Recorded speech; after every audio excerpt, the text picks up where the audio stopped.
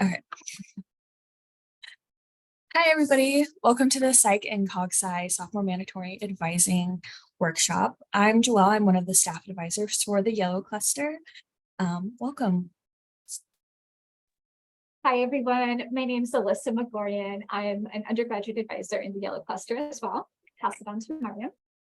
Hi, everyone. My name is Mariam. I'm a peer advisor at the Yellow Cluster, and I'm also a third-year psychology major. And Portia. Hi guys, my name is Portia. I'm a fourth-year psychology major, and I'm another peer advisor here at Yellow Cluster.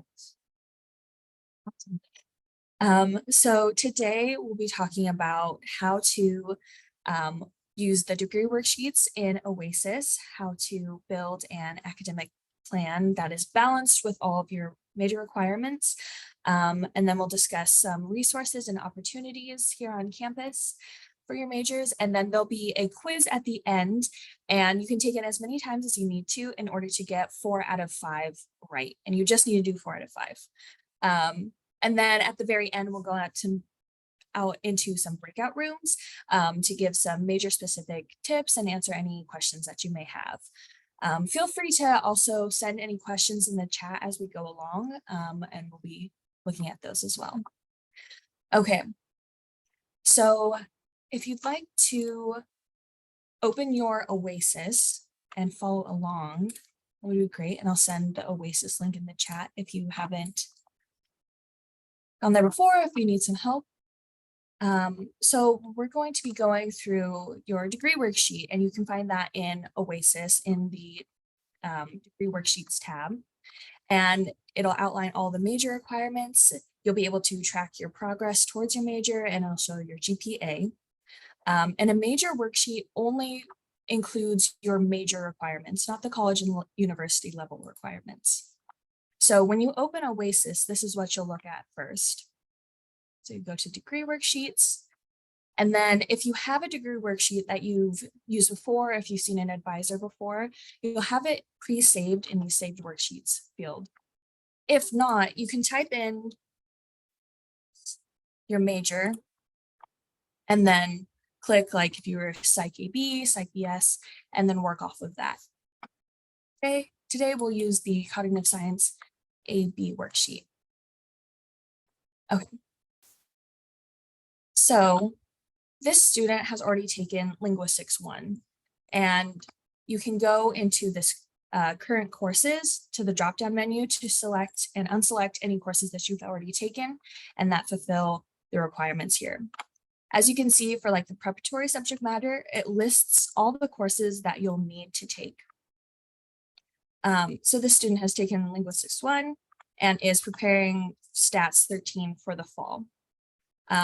And that's like the projected courses. So let's say if you wanted to take Psych 1, you type that in and then say, I want to take it in winter quarter. For those of you who prefer maybe not to use like online worksheets, you can also use the PDFs that we have available on the Yellow Cluster website. It's in the forms and petition. I'll send that in the tab as well. So you scroll down and go to the major and requirements. So this is for psychology, and you can click on the psychology AB requirements and then major worksheet.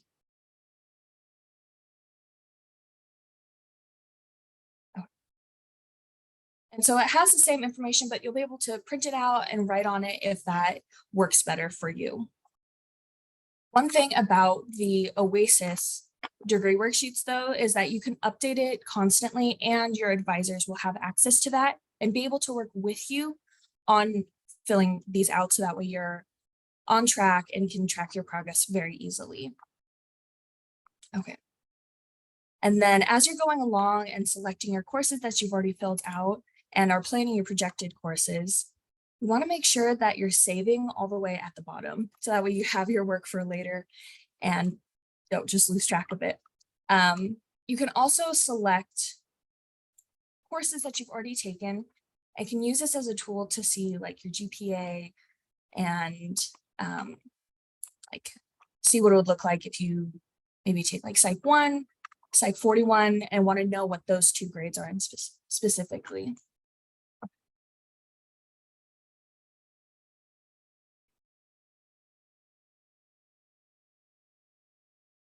And then using your degree worksheet, you can use that as a way to build an academic plan.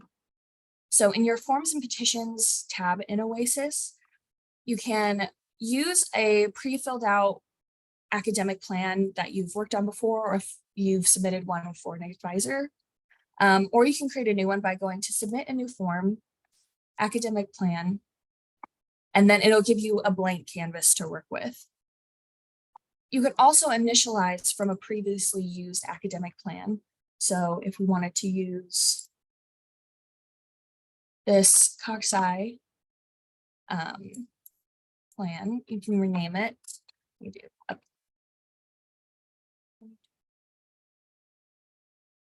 this way, it'll pull in all those classes that you were planning before, but now you can edit them and it'll be a little bit cleaner. So the student, as you can see, has only taken Linguistics 1 and still needs Stats, Psych 1, Cog 1, Cog Sci 1. So they're going to take the 13G, Psych 41, and then start working on some of the upper division requirements, and then a minor class. As you're going through and looking at your academic plan, you want to consider how to make sure that it's balanced. So that's going to look like not taking more than 2 STEM heavy courses or 2 hard writing courses. We recommend only taking 2 of those kind of courses, and then 1 other course to maybe fulfill a minor or a GE or something a little bit less intense. So that way, during that quarter, it's not too difficult or overwhelming for your course load. And we recommend about 12 to 17 units per quarter. So that way, again, you're not taking on too much. So as you can see here, 2 lower division of the preparatory subject matter, and then 1 of the upper division cognitive science major requirements to kind of balance it out. And then another minor course.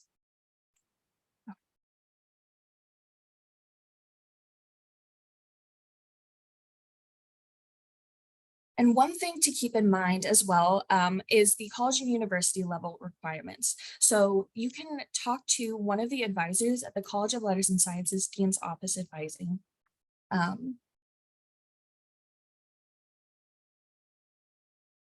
To make sure that you're on track with like your GEs, and that's going to include things like your foreign language requirements, and for Bachelor's of Science students, your 90 units of natural sciences and math.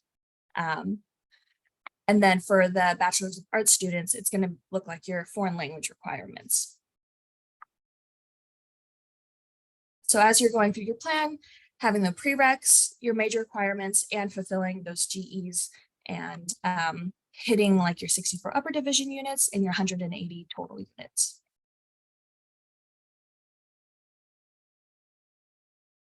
And so that all those classes are going to contribute to your 180 units to graduate. And then any courses listed 100 to 199 are your upper division units. And so that would be 64 upper division units to satisfy the college requirements. And then the rest can be like those lower division requirements. So your GEs again, any preparatory subject matter. As you're going through the classes and deciding what you want to take, we actually have the psychology annual schedule. So this is updated for the 2023-2024 school year. You can take a look at the projected classes that will be offered throughout the year and measuring that up again with your degree worksheet to see when you should be taking those classes and what will be offered. So for cognitive science students, you'll be looking at the psychology annual schedule and philosophy, if you're interested in taking the philosophy courses.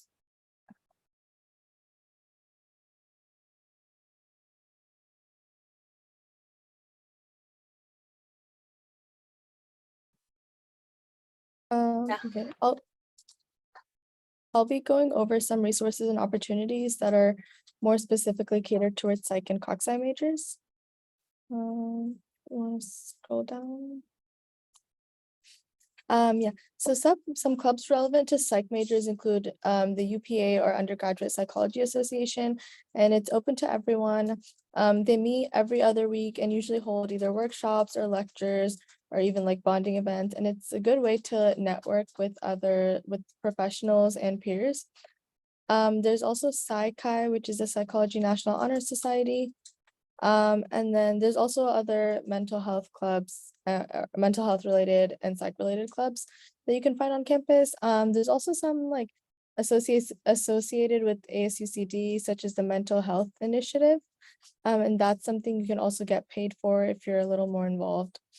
And then for CogSci, the main one is the Cognitive Science Student Association, or the CSSA. And it's pretty similar to the UPA, except it's more specific to CogSci majors. In terms of research and internships, there's a lot of opportunities to get involved.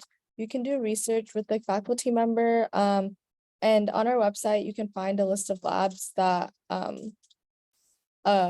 accept undergraduate research assistants, and you can find a short description of the lab as well as a faculty member that works the lab. You can also check out the virtual lab tour, which kind of gives you a brief glance into what it's like working at a lab. There's also internships that you can do either on or off campus, and there is a list of internships on our website. That the list of potential internships, just like things that other students have done in the past that you can look into, or you can also find your own. And with these internships, you can get units for them and get transcript notation as well. And then Portia will be going more in depth about these research and internship opportunities. Hi, everyone. We're in depth how to get a research opportunity off by just detailing what you can do to get started. So first, you would look at a lab website carefully to see how you can apply and when you can apply. You'll read 1 to 2 of their lab publications. Usually it's the most recent one about, and that way you can really show interest in the lab when you talk to the professor. You can ask questions about the studies they've done in the past, what they're doing right now, or even future studies. It shows how passionate you are and how interested you are into joining the lab and contributing to it. In addition to talking to the professor about publications, you can also ask them about any questions you have about the lab and how to be a competitive applicant. So this can just range from questions you have about like how to get started, or even like just learn more about the professors themselves and what they're interested in. So in general, just reaching out to a professor and speaking with them will help you get started in your research opportunities and open the door for you to get more insight into what you might be interested in. I'm going to go over the research website now on Yellow Cluster. So I'm going to start sharing my screen.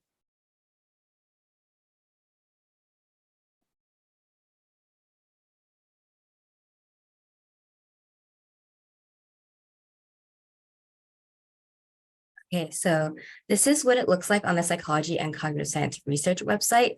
If you scroll down, you'll have options to see all the labs.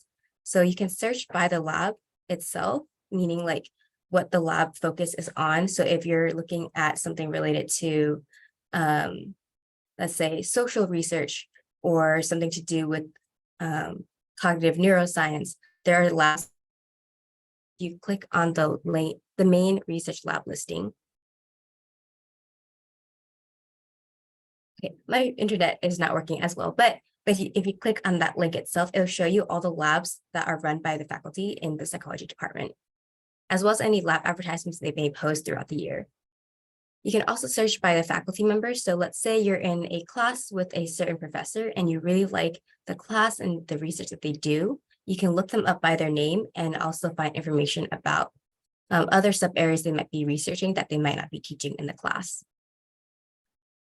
You can also search by the location. So a lot of the labs in psychology are in Young Hall, but some of them are located at the Center for Mind and Brain, which is in East Davis near Target, or the Mind Institute, which is in Sacramento. So if you want to apply to labs based on your location, let's say transportation might be an issue and you can't travel to Sacramento, then I would recommend applying to labs that are mainly focused in Young Hall or remote if those are options that you might be interested in. For cognitive science specifically, we also have a faculty list of CGS faculty and also a lot of psychology faculty do research related to cognitive science. Since cognitive science is a broad field, you have a lot of things related to other fields in psychology, such as cognition, perception, and neuroscience. And one thing to note is that there is a centralized undergraduate research application. So this is how labs usually recruit for research assistants, and most labs don't hire in the middle of the quarter. So you should be planning ahead to apply for the following quarter that you want to get into the lab. So using this centralized application, you can apply to, this is how you would apply. So there's a process that details how you would go about it. So you would choose 1 to 3 labs to apply to after you explore the ones that you like and choose which faculty members you're most interested in. Then you'll form your resume. And there's also the ICC or the Internship and Career Center.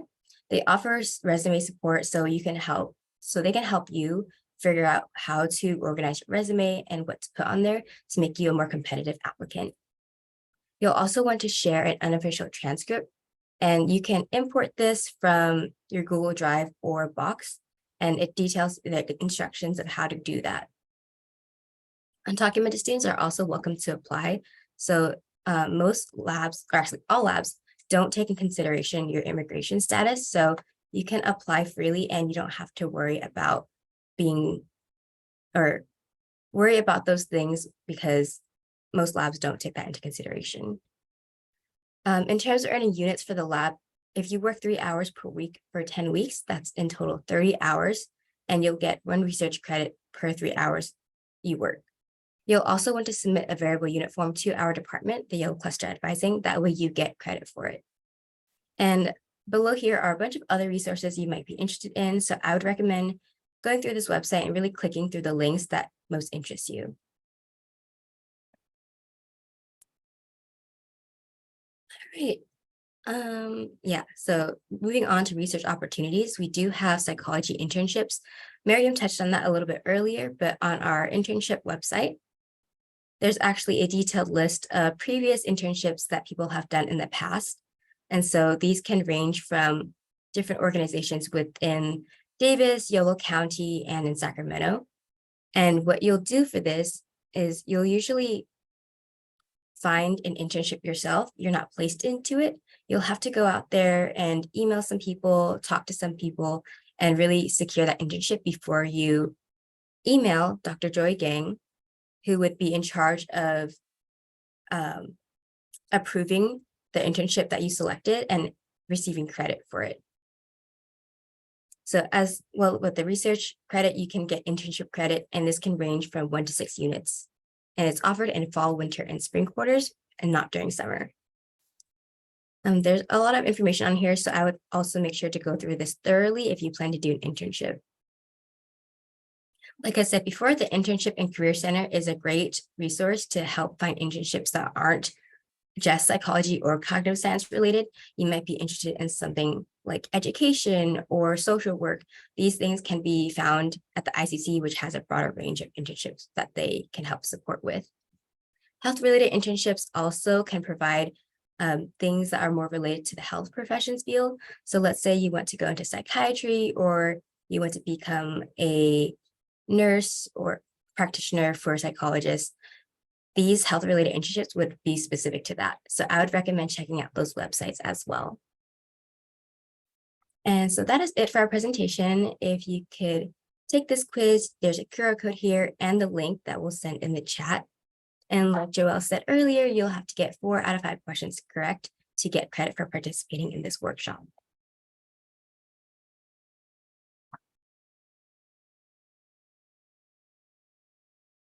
All right. And one more thing, please take this quick survey just to let us know about what you think of this workshop and help us get some feedback so we can improve for our future workshops. In a bit, we'll be moving to our breakout rooms with major specific tips and a Q&A session. So if you have any questions and you want to learn more about your specific major, please stay and we'll open the breakout room soon.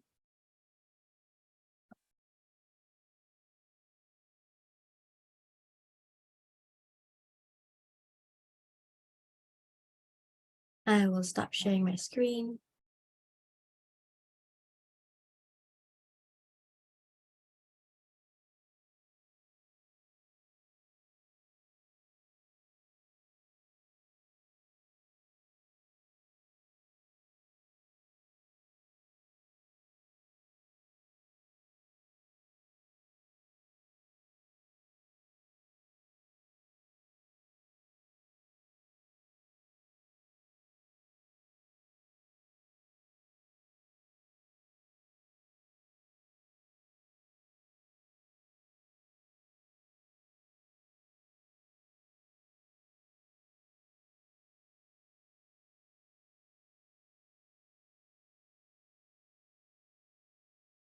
We've got about 1 more minute before we create the breakout rooms.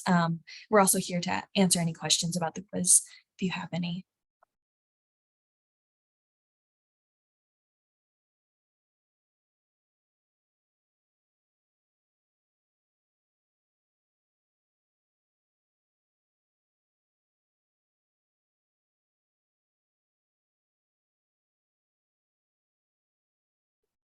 Yes, I can repost the quiz link.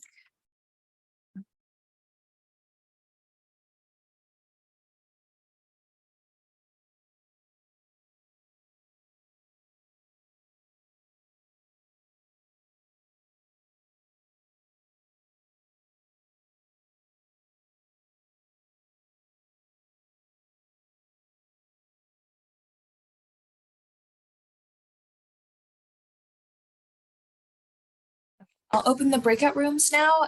One will be for psychology, one will be for cognitive science. You'll be able to choose which one you'd like to attend.